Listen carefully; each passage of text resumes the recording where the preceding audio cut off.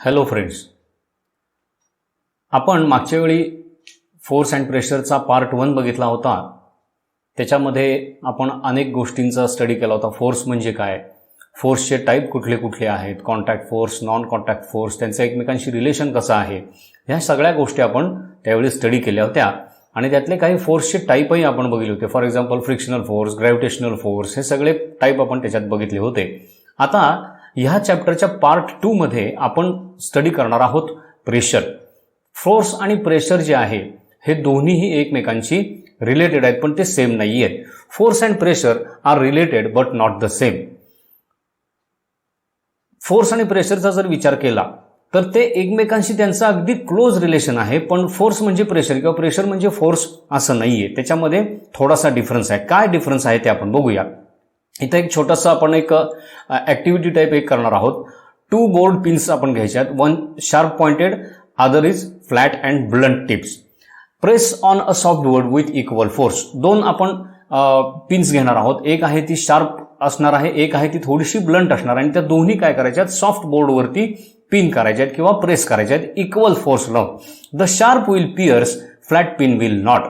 आता तुम्हाला त्याच्यात असं लक्षात येईल की त्याच्यातली शार्प पिन जी आहे ती इझिली त्या सॉफ्ट बोर्डमध्ये आत जाईल, पण जी ब्लंट पिन आहे ती मात्र प्रेस करायला आपल्याला थोडासा फोर्स जास्त लावावा लागेल किंवा इक्वल फोर्सनी ती ते आतमध्ये जाणार नाही.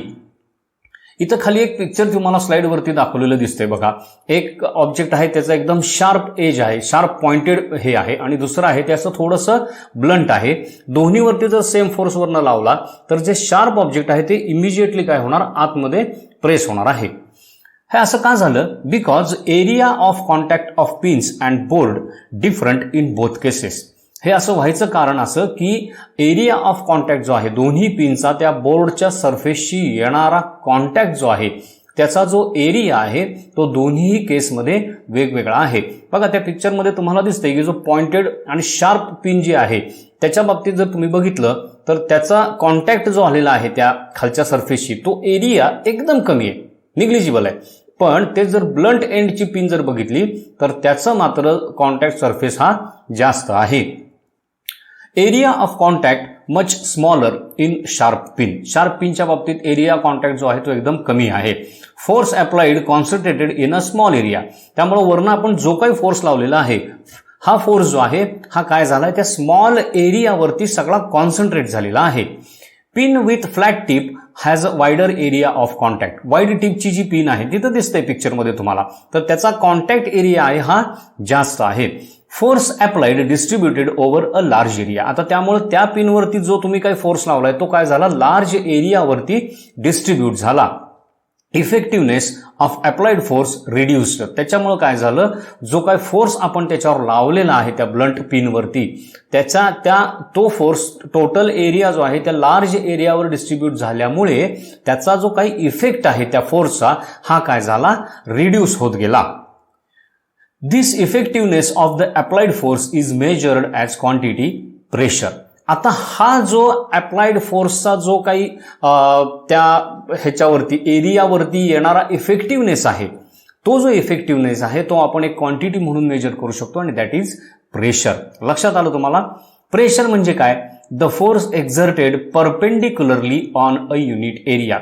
युनिट एरियावरती परपेंडिक्युलरली जो कुठला फोर्स आपण अप्लाय करतो त्याला म्हणलं जातं प्रेशर. आता इथं बघा तुम्हाला दोन्ही गोष्टी आल्या की एरिया पण आला आणि अप्लाय केलेला फोर्स पण आला. लक्षात आलं? म्हणजे 2 गोष्टींचा आपल्याला इथं विचार करावा लागतो.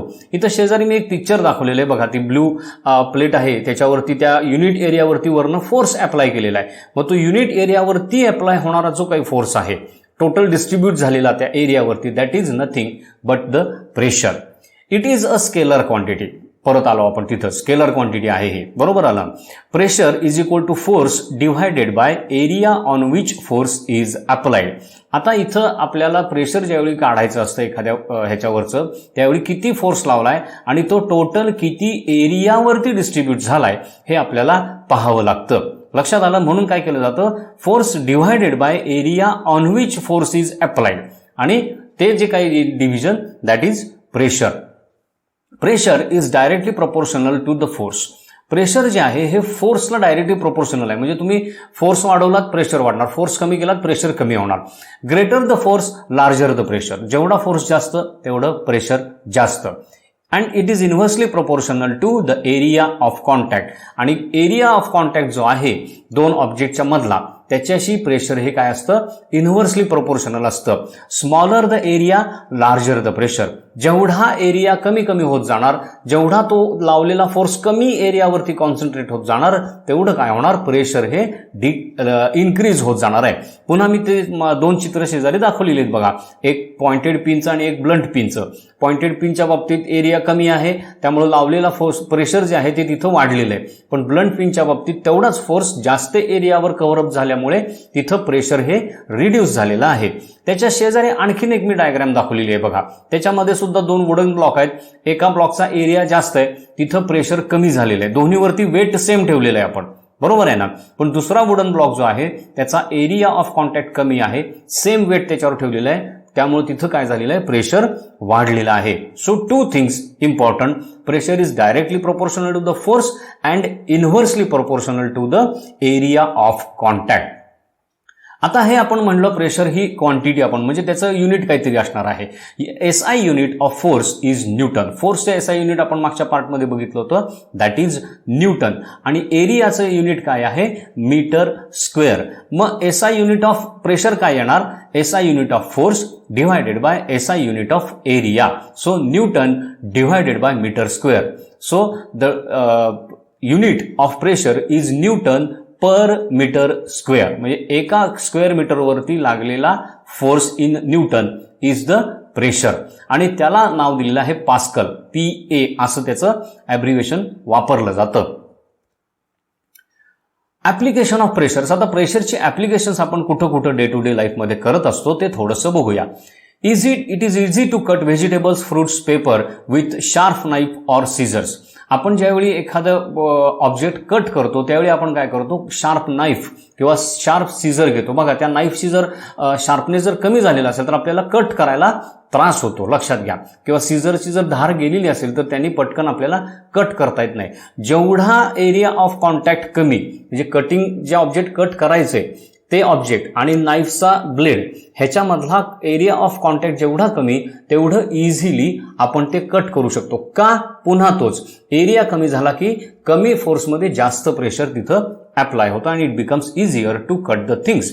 Sharp edge instruments has a lesser area of contact. Sharp edge जी इन्स्ट्रुमेंट्स असतात त्यांचा कॉन्टॅक्ट एरिया हा कमी केलेला असतो त्याची एज शार्प करून. Small applied force is enough to generate a large amount of pressure to cut a variety of objects. इथं दोन मी पुन्हा तीच पिक्चर मी रिपीट केलेले बघा. जेवढा एरिया ऑफ कॉन्टॅक्ट कमी तेवढा तुम्हाला कमी फोर्समध्ये जास्त प्रेशर तुम्ही तिथं अप्लाय करू शकता. म्हणजे एरिया ऑफ कॉन्टॅक्ट कमी करत करत करत तुम्ही काय करता, तुमचा फोर्स सुद्धा काय करता, कमी करता. त्यामुळे कमी एनर्जी वापरून आपण जास्त वर्क तिथं करू शकतो. त्याच्यानंतर दुसरा एक एक्झाम्पल जर बघितलं, तुम्ही पोर्टर्स बघितले असतील रेल्वे स्टेशनवरती किंवा ST स्टँडवरती. ती लोक काय करत असतात की आपल्या डोक्यावरती किंवा ह्या शेतात काम करणाऱ्या बायका असतात किंवा डोक्यावरनं जड ओझी वाहून जाणारी जी लोक असतात, लगेज घेऊन जाणारी, ती लोक काय करतात, एक क्लॉथ घेतात, तो असा राऊंड गोंडाळतात आणि आपल्या डोक्यावर ठेवतात. कशासाठी, porter puts piece of cloth on head and carry heavy loads. हे जे पोर्टर्स असतात ते आपल्या डोक्यावरती इथे पिक्चरमध्ये दाखवले बघा. तर त्यांनी ते डोक्यावर हे ठेवले आणि त्याच्यावरती बॅग्स त्यांनी ठेवलेले आहेत. Cloth increases the area of contact between head and load. आता जे ते राऊंड क्लॉथ करून ठेवलेलं असतं डोक्यावर, त्याच्यामुळे काय होतं, वरचा लोड आणि आपलं डोकं ह्याच्यामधला कॉन्टॅक्ट एरिया जो आहे हा वाढवला जातो. नॅचरली काय होणार आहे, एरिया ऑफ कॉन्टॅक्ट वाढला की प्रेशर रिड्यूस झालं, कारण they are inversely proportional to each other. Porter reduces pressure on his head and helps to carry the load with more ease. तो काय करतो की स्वतःच्या डोक्यावरती, त्याला मराठीमध्ये चुंबळ म्हणतो मग आपण, त्यास गोल कापड करून ठेवली जाते, रिंग करून ठेवली जाते. त्या रिंगमुळे काय होतं, एरिया वाढल्यामुळं वरच्या लोडचा जो प्रेशर त्याच्या डोक्यावर येतं ते कमी होतं आणि तो जास्तीत जास्त लोड इझिली कॅरी करू शकतो. दुसरं एक एक्झाम्पल याचं बघायचं म्हणलं तर it is difficult to walk on sand. आपण जर वाळूमध्ये, बारीक वाळूमध्ये जर चालायला गेलो, तुम्ही सी शोरला गेला असाल बऱ्याच वेळेला किंवा सँड ड्यून्समध्ये गेला असाल, तर तिथं आपल्याला त्या वाळूतनं चालताना त्रास होतो. कारण का, तर आपली जी फीट आहेत ते त्याच्यामध्ये आतमध्ये डीप असे आत इन्सर्ट होत राहतात, त्यामुळे आपल्याला पटपट चालता येत नाही. बट कॅमल्स वॉक इझिली, पण कॅमल्स जे आहेत ते मात्र इझिली त्याच्यावरनं चालू शकतात. What is the reason? Bottom surface of the camels feet is broad. उंटाचा जर तुम्ही फूट बघितला तर त्याचा जो खालचा पोर्शन आहे हा एकदम ब्रॉड असतो. इथे पिक्चरमध्ये दाखवले बघा.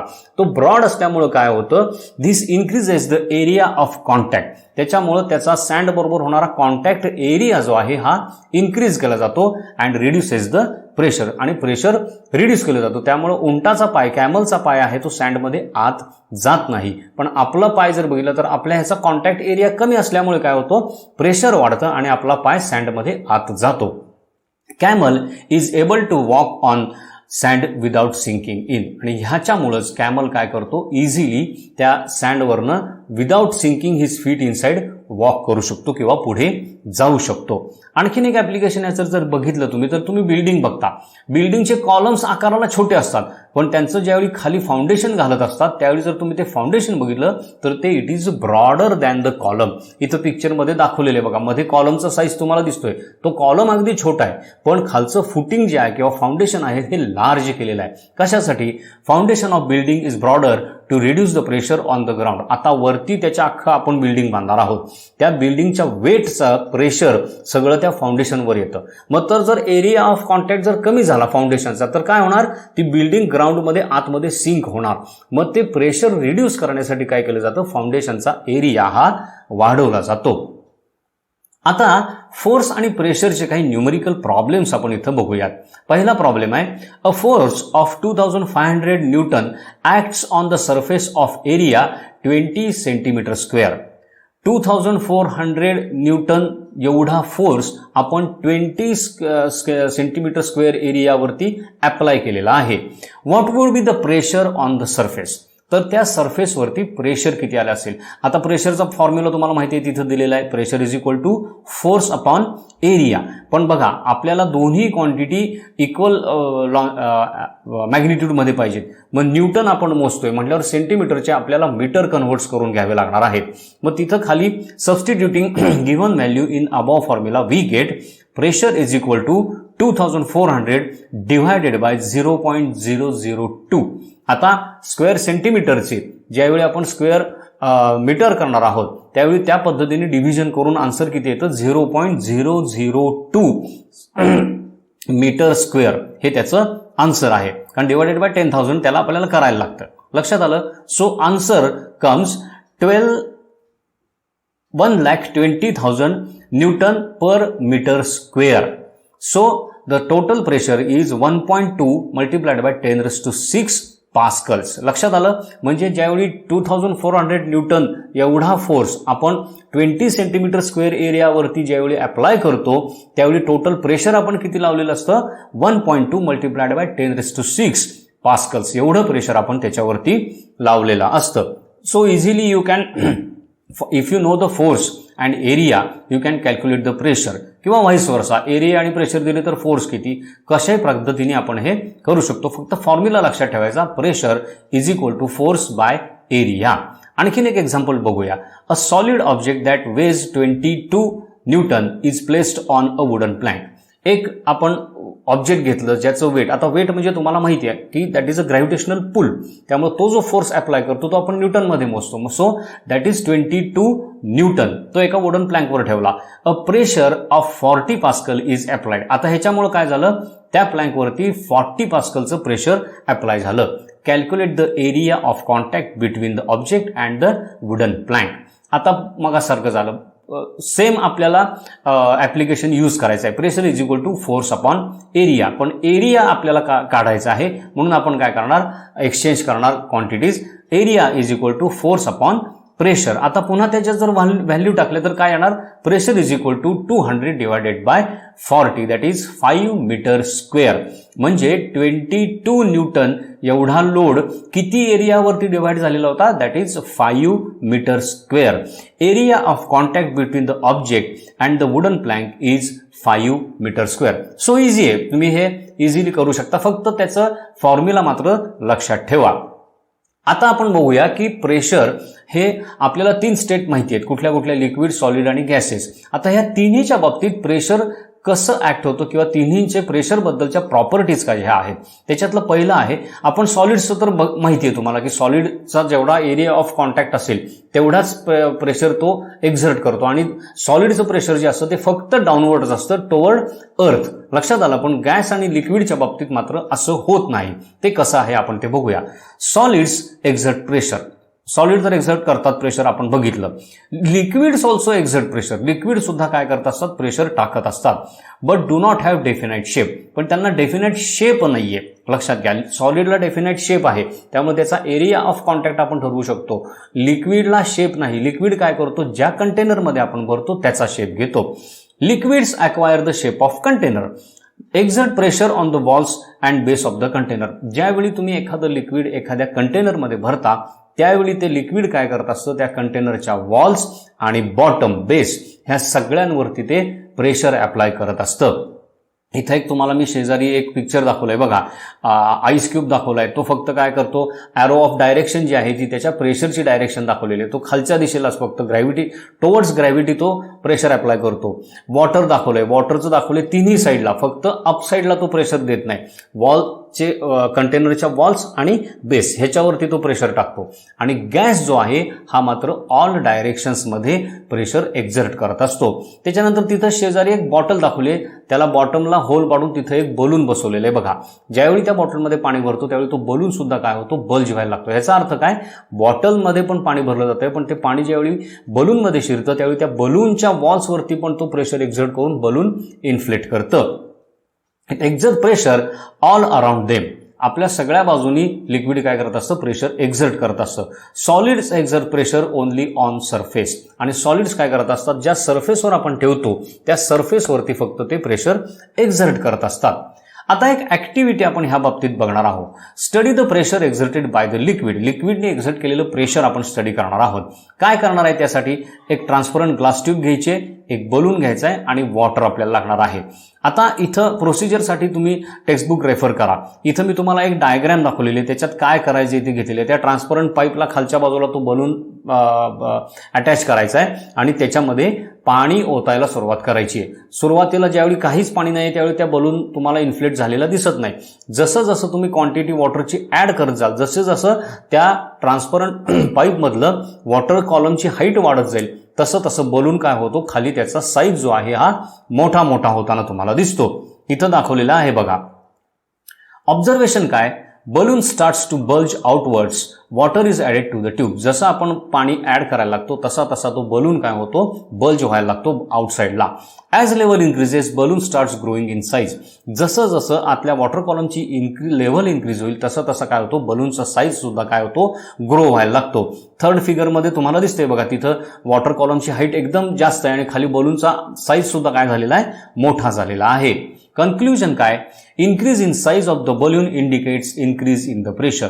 जसा जसा बलूनचा साईज वाढेल ह्याचा अर्थ काय, वरनं त्याच्यावरती प्रेशर वाढत गेलं म्हणून तो साईज वाढत गेला.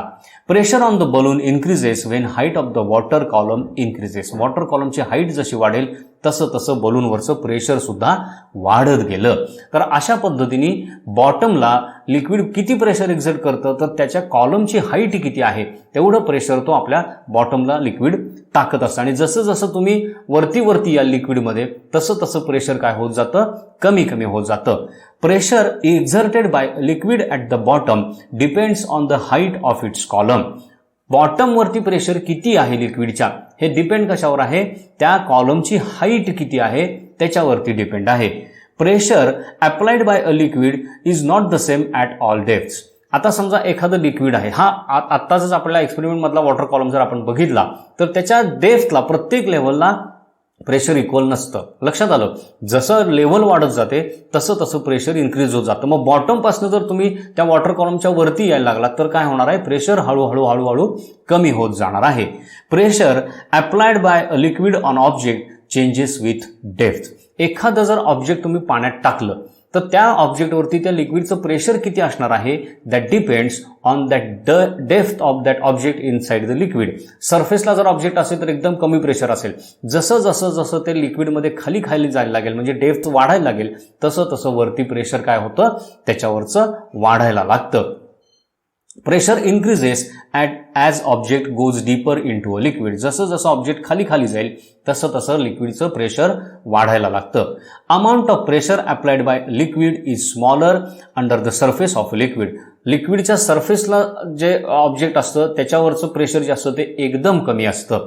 Greatest at the bottom of the liquid. आणि ग्रेटेस्ट कुठं असतं, सगळ्यात हायेस्ट कुठं असतं, त्या लिक्विडच्या बॉटमला असतं. इथं शेजारी एक तुम्हाला मी डायग्राम दाखवलेली आहे बघा.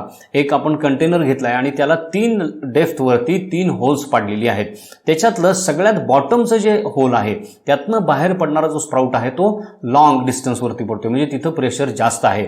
सेंटरला जो आहे तो त्याच्यात थोडासा अलीकडे पडतो म्हणजे प्रेशर कमी झाला. आणि एकदम टॉपला जो स्प्राउट आहे त्यातनं बाहेर पडणारं जे वॉटर आहे ते अगदी कमी लेंथवरती किंवा कमी डिस्टन्सवरती पडते म्हणजे तिथं प्रेशर कमी आहे. एक तर तुम्हाला माहिती आहे की ते स्प्राउटमधनं बाहेर पडणारं वॉटर किती लेंथवर पडणार लांब जाऊन हे त्याच्या प्रेशरवरती डिपेंड असतं.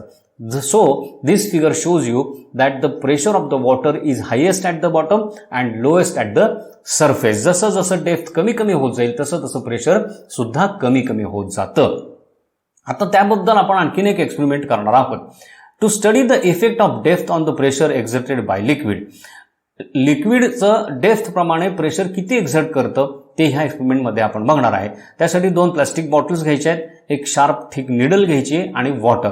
प्रोसिजर काय आहे बुकमध्ये, एक बॉटल घ्यायची इथं पिक्चरमध्ये दाखवल्याप्रमाणे, त्याच्या बॉटमला 4ही साईडला एका सेम लेवलला होल्स पाडायचे बरोबर आहे आणि त्याच्यामध्ये आत पाणी भरायचंय. तर तुम्हाला असं लक्षात येईल की बॉटल ए जेट्स emerging from 3 holes fall over at same distance. आता त्या तिन्ही होलमधनं बाहेर पडणारे जे पाणी आहे ते त्या बॉटलपासून बरोबर सेम डिस्टन्सवरती पडत असतं. ह्याचा अर्थ काय, त्या लेवलला सगळ्या बाजूला प्रेशर सेम आहे. कारण प्रेशरमध्ये जर फरक आला तर त्या डिस्टन्समध्ये सुद्धा काय होणार आहे, फरक येणार आहे. दुसऱ्या बॉटलच्या बाबतीत काय होतं, इथं दुसरी बॉटल पण मी दाखवली. आता त्याला काय करायचंय, वेगवेगळ्या हाईटला होल पाडायचे आणि त्याच्यात पाणी भरायचे.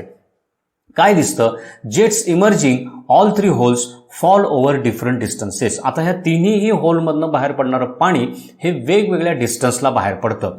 Jet from top falls closest. सगळ्यात वरचं जे जेट आहे ते अगदी बॉटलच्या जवळ पडतं आणि jet from lowest hole falls farthest. आणि सगळ्यात बॉटमला जे होल आहे त्याच्यातनं बाहेर पडणारं वॉटर जे आहे ते लॉंग डिस्टन्सवरती बाहेर पडतं. कन्क्ल्युजन काय, from jets from bottle a liquid एक्झर्ट्स same pressure in all directions at the same depth. Liquid त्याच्या एका सेम डेप्थला सगळ्या साईड्सला इक्वल प्रेशर एक्झर्ट करत असं हे ए बॉटलवरून आपल्याला लक्षात आलं. बी बॉटल काय दाखवते, from jets from B bottle pressure exerted by liquid increases with depth. B बॉटलमध्ये आपल्याला असं लक्षात आलं जशी जशी त्या लिक्विडची डेप्थ वाढेल तसं तसं प्रेशर वाढत जातंय. लक्षात आलं हा एक्सपेरिमेंट काय केला आपण ते. ओके, आता त्याच्यानंतर आपण बघायचं आहे application of liquid pressure. Liquid pressure जे आहे त्याची ऍप्लिकेशन्स आपण कुठं कुठं करतो. Water pressure increases with depth, हे तर आपण आता बघितलं. Walls of dams are thicker at the bottom. आता बॉटमला वॉटरचं प्रेशर सगळ्यात जास्त असतं त्यामुळं ते प्रेशर सस्टेन करणाऱ्या डॅमची वॉल खाली तेवढ्या थिकनेसची आपल्याला बांधावी लागते. लक्षात घ्या, because thicker walls withstand great pressure. Thicker wall जे असतात त्या जास्त प्रेशर विथस्टँड करू शकतात.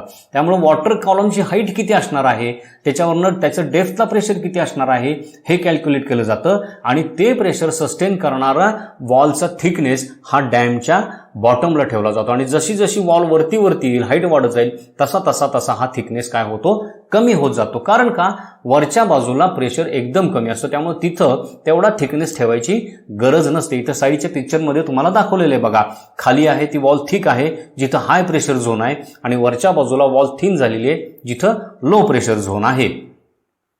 सेम आपण दुसरं एक एक्झाम्पल बघूया. Bodies of submarines made stronger and thicker material can endure tremendous pressure exerted by water in deep seas. आता सबमरीन्स ज्या असतात अंडर वॉटर स्विम करणाऱ्या वरती त्या जेवढ्या डीप जातील सी मध्ये आणि त्यांच्यावरती वॉटर कॉलमची किती हाईट आहे तेवढं प्रेशर सगळ्या बाजूने त्या सबमराईनच्या बॉडीवर आलेलं असतं, लक्षात घ्या. आणि ते विथस्टँड करण्यासाठी त्यांच्या ज्या वॉल्स असतात ह्या स्ट्रॉंग मटेरियलच्या आणि थिक वॉल असतात, त्यामुळे मग ती काय होती, ती आत प्रेस होत नाही, लक्षात घ्या. That is very very important, कारण जर त्या वॉल थिक नसतील तर वरच्या वॉटरच्या प्रेशरने काय होणार आहे, ती सबमरीन पूर्णपणे कॉम्पॅक्ट होऊन जाईल, प्रेस होऊन जाईल. लक्षात आलं. सो ही दोन आपण ऍप्लिकेशन्स बघितली लिक्विडची. आता बघूया प्रेशर ऑफ गॅसेस. गॅसेसचं प्रेशर कसं असतं. Like liquids, gases also exert pressure on walls of the container. Gas सुद्धा काय आहे, लिक्विड सारखंच त्याच्या कंटेनर जो कुठला असेल त्याच्या वॉल्सवरती सगळ्या साईडनी प्रेशर एक्झर्ट करत असतं. Enclosed gas exert pressure equally in all directions. Very very important. एखादा गॅस जर आपण एखाद्या कंटेनरमध्ये आपण जर एनक्लोज केला तर तो त्या सगळ्या बाजूनी इक्वल प्रेशर एक्झर्ट करत असतो. Balloon inflated air एक्झर्ट्स pressure from within on the walls of the balloon. ज्यावेळी आपण बलूनमध्ये हवा भरतो, तिथे पिक्चर मी दाखवलेले बघा, ज्यावेळी बलूनमध्ये आपण एअर ब्लो करतो त्यावेळी आत जाणारी एअर काय करते, त्याच्या वॉल्सवरती सगळ्या बाजूनी इक्वल प्रेशर टाकते, त्यामुळे तो बलून सगळ्या बाजूनी इक्वल साईजमध्ये ग्रो होतो. समजा असं झालं नसतं तर काय झालं असतं, एकाच बाजूला बलून कुठल्या तरी ग्रो झाला असता ज्या वॉलवरती जास्त प्रेशर पडलं होतं, पण असं होत नाही. तो बलून काय होतो, इक्वली ग्रो होतो. This indicates gas exerts pressure equal pressure in all directions. आता आपण बघणार आहोत हे गॅसेसचा सगळ्यात मोठा आपल्याला कॉन्टॅक्ट आहे तो एअर. तर एअरचं प्रेशर किंवा ॲटमॉस्फेरिक प्रेशर म्हणजे काय ते आपण बघणार आहोत. ॲटमॉस्फेअर म्हणजे तुम्हाला माहिती आहे, it is an envelope or layer of air around the अर्थ, दॅट इज ॲटमॉस्फिअर. हे आपण शिकलेलो आहे. मग ॲटमॉस्फेरिक प्रेशर म्हणजे काय, force per unit area. Unit एरियावरती एक्झर्ट झालेला फोर्स कुणी केला, against a surface by the weight of the air above the surface. एक ग्राउंडवरती किंवा लँडवरती किंवा कुठल्याही ऑब्जेक्टच्या सरफेसवरती 1 युनिट एरियावरती त्याच्यावर असणाऱ्या एअर कॉलमनी एक्झर्ट केलेला फोर्स इज ॲटमॉस्फेरिक प्रेशर. आता एअर कॉलम तुम्हाला आपण हे शिकलेलो आहे, ॲटमॉस्फिअरचं स्ट्रक्चर. एक्झोस्फिअर पर्यंत एअर आहे, म्हणजे इथं आपण आत्ता बसलेलो आहोत, तर माझ्या डोक्यावरती किंवा तुमच्या डोक्यावरती एअर किती आहे, अप टू एक्झोस्फिअर. मग तुमच्या डोक्याच्या किंवा तुमच्या बॉडीच्या एरियाच्या साईजमध्ये वरती जेवढी तो जो कॉलम आहे एअरचा त्याचं सगळ्याचं वेट हे तुमच्या बॉडीवर आलेलं असतं. किंवा समजा ग्राउंडवर तुम्ही 1 मीटर स्क्वेअरचा एक स्क्वेअर आखलात, तर त्या स्क्वेअर मीटरच्या वरती जो काही एअर कॉलम आहे त्या सगळ्या एअर कॉलमचं वेट त्या 1 मीटर स्क्वेअर एरियावर आलेलं असतं आणि दॅट इज ॲटमॉस्फेरिक प्रेशर. इथं मी तुम्हाला एक शेजारी डायग्राम पण तशी दाखवलेली आहे बघा, की खाली युनिट एरिया आहे आणि त्याच्यावरती तो असा कॉलम उभा दाखवलेला आहे. आता त्या कॉलममध्ये जेवढी काही एअर आहे त्या सगळ्या एअरचं वेट खाली त्या युनिट एरियावर पडलेलं आहे and that is nothing but atmospheric pressure. एक आपण असं जर कन्सिडर केलं की very long hollow cylinder with unit cross section area contains air standing on the surface of the earth. एक मुलगा उभा आहे आणि त्याने डोक्यावर आपल्या युनिट क्रॉस सेक्शन एरियाची एक ट्यूब घेतली, त्याच्या डोक्याचा जो काही एरिया असेल त्या युनिट एरियाची ट्यूब घेऊन तो डोक्यावर घेऊन तो उभा राहिला आणि ती किती असणार आहे, खूप लॉंग आणि हॉलो आहे. Weight of air is force due to gravity. तुम्हाला माहिती आहे एअरचं वेट म्हणजे काय, एअरवरती जो ग्रॅव्हिटेशनल पुल लागलेला आहे तो पुल म्हणजे त्या एअरचं weight and it is directed towards downward. आणि तो फोर्स जो आहे तो डाऊनवर्ड असतो on cross sectional area of a cylinder. Area cross sectional area जो काही सिलेंडरचा आहे त्या क्रॉस सेक्शनल एरियावरती तो सगळा फोर्स काय करत असतो, ऍक्ट होत असतो. This atmospheric pressure is force per unit area of the surface. आणि हे जे ॲटमॉस्फेरिक प्रेशर आहे ते त्या पूर्ण वरच्या युनिट एरियावरती ते डिव्हाइड झालेलं असतं. So this way atmospheric pressure acts on our body or on any object on the earth. Atmospheric pressure is a force per unit area exerted against a surface by weight of the air above that surface. Unit एरियावरती मगाचीच diagram तिथे दाखवली आहे, unit एरियावरती जो काही एअरचा जो column असेल त्याचा क्रॉस सेक्शनल एरिया जर घेतला तर किती येणार त्या एअर कॉलमचा, त्या युनिट एरियाच एवढा येणार. तो जो काही अख्खा कॉलम वरपर्यंत उभा आहे त्या युनिट एरियावरती त्या कॉलम मधल्या एअरने जो काही फोर्स जे काही वेट त्या युनिट एरियावरती टाकलेला आहे दॅट इज ॲटमॉस्फेरिक प्रेशर. मग जसं जसं तुम्ही हाईटला जाल तसं तसं काय होणार आहे, एअर कॉलमची हाईट कमी कमी होत जाणार आहे. मग काय होणार आहे, जसं आपण हाईटला जाऊ तसं तसं ॲटमॉस्फेरिक प्रेशर काय होणार आहे, कमी होणार आहे. Because it is directly proportional to the height. आपण लिक्विडमध्ये सुद्धा तेच पाहिलं होतं. आपण आता हा ॲटमॉस्फेरिक प्रेशरचा एक एक्सपेरिमेंट किंवा एक ॲक्टिव्हिटी करून बघणार आहोत. To observe atmospheric pressure. Atmospheric pressure कसं ऑब्झर्व करायचं. एक टम्बलर, एक ग्लास घ्यायचा आहे आपल्याला, एक कार्डबोर्ड आणि वॉटर, या 3 गोष्टी आपल्याला लागणार आहेत. आणि ह्याची जी प्रोसिजर आहे याच्यासाठी सुद्धा तुम्ही बुक रेफर करा. त्याच्यात काय करायचं आहे, त्या ग्लासमध्ये पूर्ण अप टू ब्रिम वॉटर भरून घ्यायचं आहे आणि नंतर तो कार्डशीट जो आहे, तो कार्डबोर्ड जो आहे, तो त्या ब्रिम वरती ग्लासवरती वरनं झाकायचा आहे आणि नंतर तो ग्लास उलटा करायचा आहे. लक्षात आलं. आणि नंतर हळूच आपला हात खालनं काढून घ्यायचा आहे. तर तुम्हाला असं लक्षात येईल की तो कार्डबोर्ड जो खाली लावलेला आहे तो खाली पडत नाही. ह्याला कारण काय, तर वॉटरचं वर्ण प्रेशर असतं, पण त्याच्यापेक्षा जास्त प्रेशर, ॲटमॉस्फेरिक प्रेशर त्या कार्डबोर्डवरती खालनं काम करत असतं आणि ते ॲटमॉस्फेरिक प्रेशर काय करतं, त्या कार्डबोर्डला खाली येऊन देत नाही. Cardboard does not fall from inverted tumbler. Conclusion काय, the atmospheric pressure prevents cardboard from falling exerting pressure from below. Atmospheric pressure आता हे सगळ्या बाजूनी ॲक्ट होत असतं, लक्षात घ्या. त्यामुळे काय करतो, ज्यावेळी आपण टम्बलर उलटा करतो त्यावेळी त्या ॲटमॉस्फेरिक प्रेशर वरचा जो कॉलम आहे त्याचं प्रेशर त्या कार्डबोर्डवरती पण खालच्या बाजूनी लागतं. लक्षात आलं. आणि ते प्रेशर हे वॉटरच्या आतल्या वेटपेक्षा जास्त असल्यामुळं काय होतं, तो कार्डबोर्ड खाली पडत नाही. सो कन्क्ल्युजन काय आहे की इथं त्या कार्डबोर्डच्या सरफेसवरती आउटर साईडनी हायर ॲटमॉस्फेरिक प्रेशर वर्क करत होतं. आता air pressure at the sea level is 1 atmospheric pressure. Sea लेवलला तुम्ही जर गेलात, सी शोरला गेलात, तर तिथं जे काही प्रेशर आपल्याला ॲटमॉस्फेरिक प्रेशर मिळतं दॅट इज 1 ॲटमॉस्फेरिक प्रेशर. ते किती असतं, it is 101 multiplied by 10⁻³ Pascal's.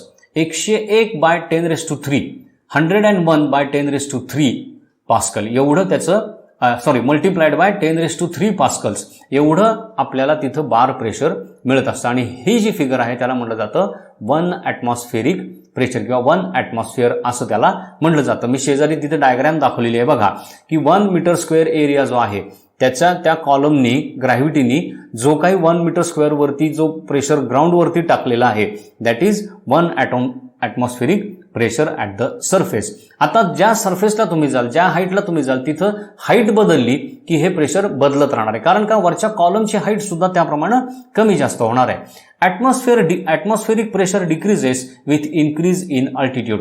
जसं जसं आपण ॲटमॉस्फिअरमध्ये वरती जाऊ, अल्टिट्यूड जशी वाढत जाईल तसं ॲटमॉस्फेरिक प्रेशर ड्रॉप होत जाणार आहे. ह्याला कारण काय, आपल्या वरचं असणाऱ्या एअर कॉलमची हाईट सुद्धा कमी कमी होत जाणार आहे. आणि जसं जसं खाली जाल तशी कॉलमची हाईट वाढत जाणार आहे, ऑटोमॅटिकली प्रेशर सुद्धा इन्क्रीज होत जाणार आहे.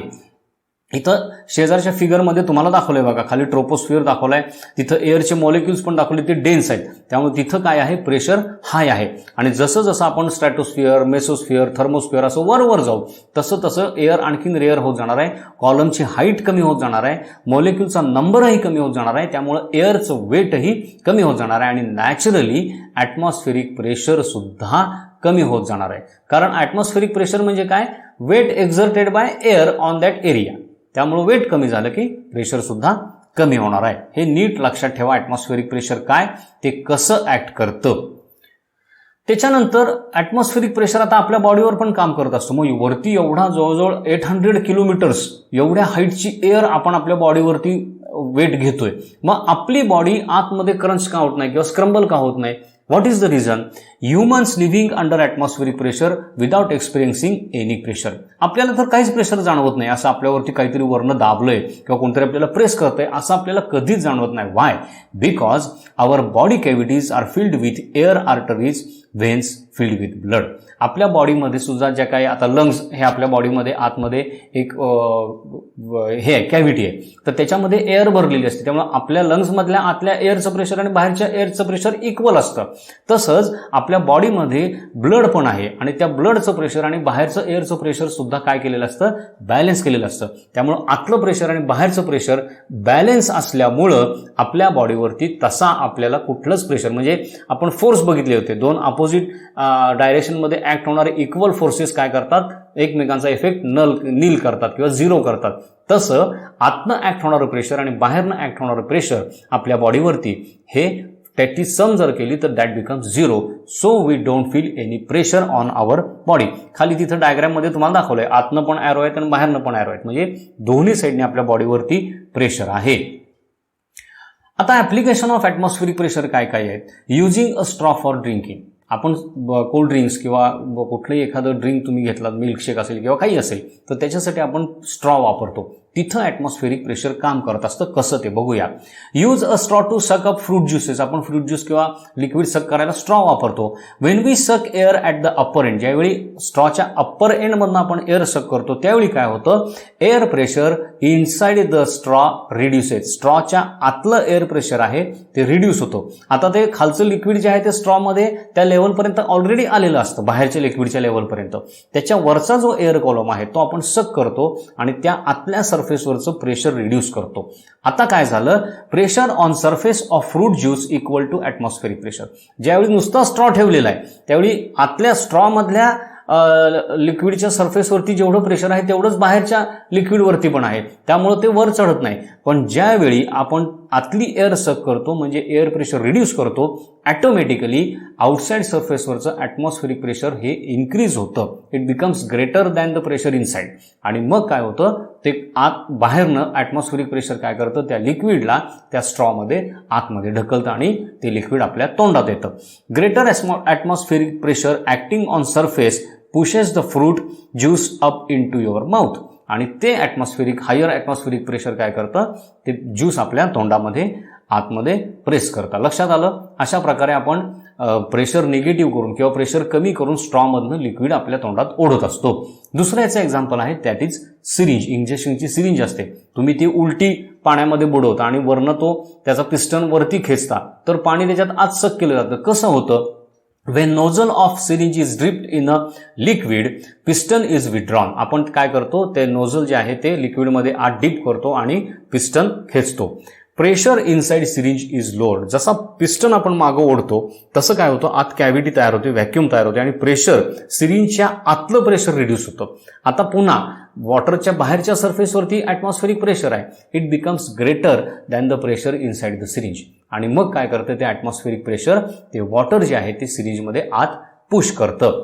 Greater atmospheric pressure acting on the surface of the liquid pushes liquid up into the syringe. इथं शेजारच्या डायग्राममध्ये तुम्हाला दिसेल बघा, पिस्टन मागं घेतलाय, आतलं लो प्रेशर झालेलं आहे आणि बाहेरचं ॲटमॉस्फेरिक प्रेशर हाय असल्यामुळं ते वॉटर त्यांनी काय केलं, त्या सिरिंजमध्ये आत ढकललं. मग अशी स्ट्रॉच्या पिक्चरमध्ये पण तुम्ही बघितलं, ॲटमॉस्फेरिक प्रेशर जादा होतं आणि स्ट्रॉच्या आतलं प्रेशर लो झालेलं होतं आणि त्यामुळे ते लिक्विड काय झालं, स्ट्रॉमध्ये पुश झालं. तर दोन्हीकडे सुद्धा सेम फिनॉमिना काम करताना दिसतो. तर हे झाले ॲटमॉस्फेरिक प्रेशरचे आपण आपल्यासाठी केलेली ॲप्लिकेशन. आणखीन अशी ॲप्लिकेशन्स तुम्ही शोधून काढू शकता किंवा मग अशी लिक्विड एक्झिट प्रेशर जी बघितलं ती ॲप्लिकेशन तुम्हाला वेगवेगळी बघता येतील. इथं आपण काही एक्झाम्पल घेतलेले आहेत. So here ends the part 2 of force and pressure. इथं हा चॅप्टर आपला संपला. काय काय बघितले ह्या पार्टमध्ये आपण, प्रेशर म्हणजे काय ते बघितलं, त्याच्यानंतर त्याच्यावरचे काही न्यूमेरिकल प्रॉब्लेम्स आपण सॉल्व्ह करून बघितले, नंतर प्रेशर ऑफ लिक्विड्स बघितलं, लिक्विड्स प्रेशर कसे एक्झर्ट करतात ते बघितलं, प्रेशर ऑफ गॅसेस बघितलं, नंतर ॲटमॉस्फेरिक प्रेशर म्हणजे काय ते बघितलं. ह्या सगळ्याची ॲप्लिकेशन्स बघितली आणि ह्याच्यासाठीचे काही आपण लिक्विड आणि गॅसेस प्रेशरसाठीचे काही आपण ॲक्टिव्हिटीज बघितल्या. So here ends the chapter force and pressure. ह्याचे व्हिडिओ सगळं रेफरन्स मटेरियल आपल्या ॲपवरती आणि वेब पोर्टलवरती लोड केलेलं आहे, ते नीट बघा आणि क्विज आणि वर्कशीट सॉल्व्ह करून टाका. थँक्यू.